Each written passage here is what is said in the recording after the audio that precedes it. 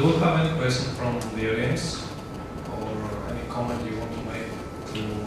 Yeah, please. Do you think there's a problem? Sorry, can you tell us? Yeah, Michael Yakovlevis, I'm just here as a private citizen in general. Do you think there's a problem with the definition for SMEs in the European Union as compared to Greece? One of the issues I see is that in the definition, SMEs in Europe basically are more or less medium companies in Greece. And the problems with funding, especially with banks and the European Union, is that the very small sort of startups, which have 2, 3 to 10 people, are considered very small businesses, which is also another factor sort of hampering actually getting funding and getting through the state sort of funding issues to get to the European Union funds. Now, basically, I think people that are much more knowledgeable than I am should answer this question. I know, for instance, that here's two excellent lawyers, Dimitris Katsoulis and Masa Kremenet, who could speak on this subject. I think that's also a way of tackling this issue. The legal issues are not my specialty. Can I just...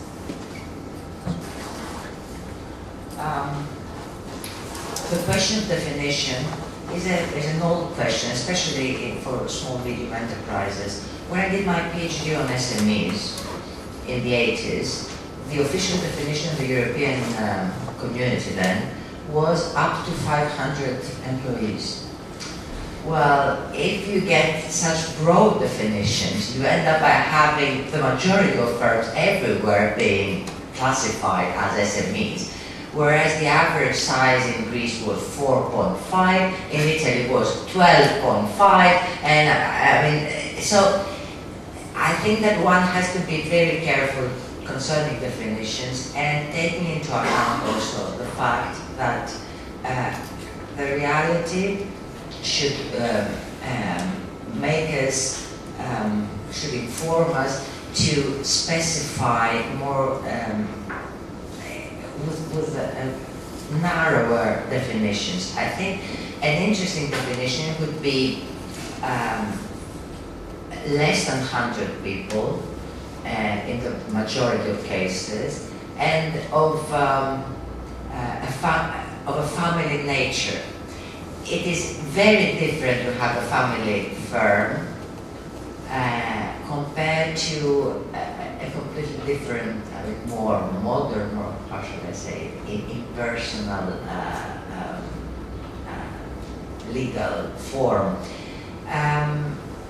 But if one wants to research specific firms and specific activities, then one would stick with even more narrow definitions, I would say. So the question to me was at the time, why don't Greece and Italy and Spain up to a point, but also the Netherlands, why don't they make a noise and ask for a narrower definition to be, to be put in place? And I have to tell you, although nobody clearly ever answered this question of mine, I think that as far as Greek policymakers are concerned, I think the reason is that because they felt that having lots of small family businesses was a weakness that they did not want to admit. Instead of looking at businesses as a kind of dynamism and how individuals adapt to specific situations and create firms which they run afterwards and things like that, they were thinking that the destiny was big firms before this type of a firm, and so they did not want to admit that they were giving fights for something which is a remnant of the past, something that was not modern at all. And I guess that this was one of the reasons why economic policy in Greece was always so blind to the reality that the vast majority, 99% of the firms, were always very, very, very small. it's true that the Greek economy, 99% of the enterprises are family businesses, SMEs, etc. Here, yes. Do we have any other comment from the audience present? Thank you, Your Excellency. I would say that family businesses are obviously the backbone of the Greek economy, and we should cherish that. On the other hand, I see very many endeavors by young people who sort of escape this model of the family business, and they try to do it on their own with their friend, with their colleagues from university. And I think this is a very hopeful message coming from the Greek society. Perhaps it's the same in Italy or in Spain. I'm not aware of the facts there. But I don't think we should look at companies strictly from the point of view of if it's a family business or if it's a new business which is run by student fellows. I think the criteria should be of the potential of what they can do and what they offer and what's the innovation. So that should be the benchmark for me, in my opinion, that governments or other measuring sort of entities should look at the companies. It's what you do, how much you can produce, what's the innovation, what did you bring, what new did you make? Not just if it's a family business, or it might be family business, it might be just, you know, a young guy's business who's bringing something new to society and to the market. That should be the criteria in my opinion. And there is the Even young guys grow up, you know. Even young guys grow up. I have to tell you this from experience. Absolutely, yes. I know myself. But I mean, we should not stick just to the criterion of family or non-family enterprise. If it's successful and viable and sustainable enterprise, let it go ahead. Can I just respond? Just for a second. I totally agree. The idea is to have a variety of business characteristics that deviates from the canon of the big Fordist mass production firm. In defense of all these family businesses around us, I would say that these people who first created them did not create them in order to make them a family business. They sort of drew whatever resources they could from informal family, friends, etc. channels, and it sort of evolved into something that had basically the family character in it, not because they chose so, but because they didn't have any other alternative, more attractive alternative either. So I would like to see whether, this is a very interesting research question, for me at least, to see whether new startups which are based on friendships and common interests and common skills will eventually in 10 years time develop into family businesses because people marry with each other or because they can think their lives differently from their businesses. And this, to me, who's trying also to see family as an economic unit, would be a very interesting question. So thank you very much. This is going to go into my research priority list for the future. I think we need to make a suggestion here, and I'd like your input on that. That maybe startups are not like SMEs in the traditional way of meaning it, in the way that there is a life cycle of a company, of a startup company. It starts like you're really young, we are growing, I don't know, 3-5 years, and then you are trying to exit the company, or you Not know. necessarily. I mean, I totally disagree with this point of view. Sorry to interrupt, but Yeah. I mean, we ought to consider sustainability and look at the future, especially in a country like Greece. A year ago, I wrote an article in the American Chamber of Commerce magazine about the tradition of the corporate tradition in Greece. We don't have long-standing companies. I mean, okay, we have Papastratos, for instance, 3-4 companies, but the rest is just a life cycle of what, 20 years maximum. We should look at companies growing and not and coming to startups. We should not look at the companies and the guys who actually go for startups. They should not look at the company as a medium to get fundraising and then just exit and do something else. Yeah, of course. They should look at them as I think something that should flourish and go ahead for many, many years. That is true. I mean that, let's say companies that are getting funded, the investors want to exit their investment. Yeah. So the companies want to exit themselves also or take back the money. It's not a culture about creating sustainable, long-term companies, SMEs in that way of meaning. Maybe John can tell us about it. If you have like talks with investors, do they want to see you like growing and be like for 20 years as a company, as a family business? So these are the two alternatives. Or you fail.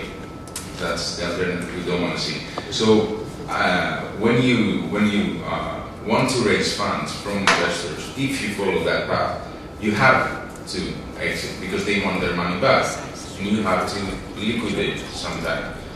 So by definition, a startup has to exit.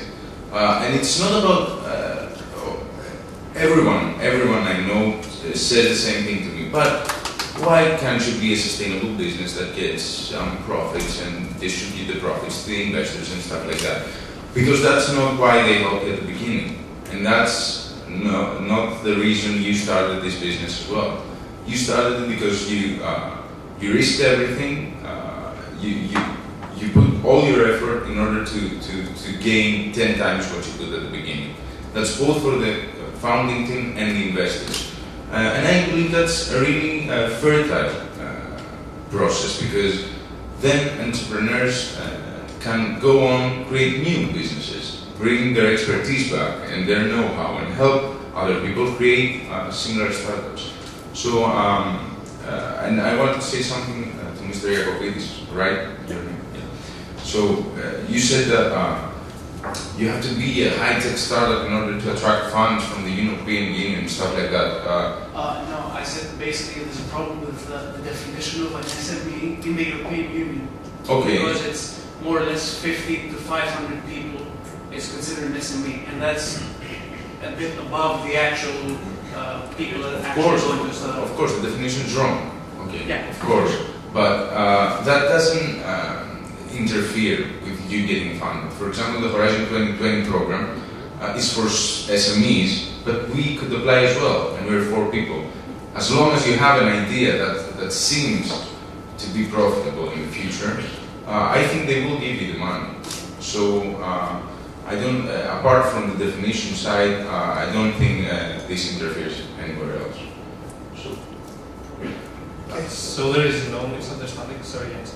I don't mean that I'm necessarily pro about companies exiting or being around for 3 to 5 years and then saying it's good for them, it's good for the investors, it's not good, let's say, for the economy. The company still stays on. I'm not suggesting it should be the same people exactly who are in the same company. I would prefer a company with 100 people for 20 years than a company with 4 people exiting and then saying giving them money for themselves. But the company still exists because the other company has bought this company. So the know-how or the product or the service that they have created still goes on. Yeah, they have just. It depends. For example, if you look at the one exit, from the Greek startup scene. Yeah. Last year, Baxen, the guys, they just sold the product and then went to work for the company. Okay, so there wasn't an input or an impact for the Greek economy out of that exit. That's what I mean. Yeah. Okay. Because the company was in the USA, that was. Yeah, because the company wasn't in Greece, etc. Okay, that's another issue. But however, I still believe that these people are now giving back to the community. They are already investing. They're already investing in Of Greek course, stuff. I mean, just. So it's a chain reaction. Of course.